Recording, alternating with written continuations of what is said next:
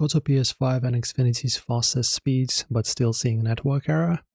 So Xfinity's high-tech gateways use advanced IPv6 settings that can actually block the PlayStation network from loading properly.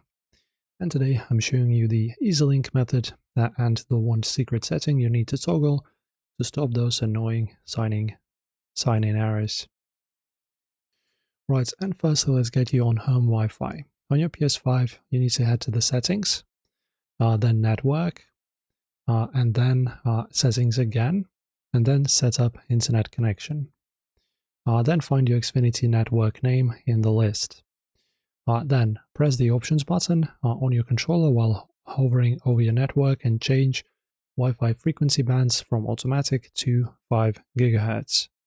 This prevents the PS5 from hunting for 2.4 GHz signals, which is the #1 cause of lag spikes in, for example, online games like Tekken 8 or other GTA titles.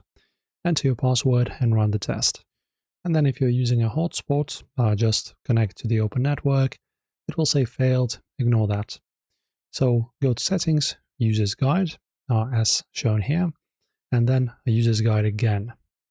After that, this forces the hidden PS5 browser to open.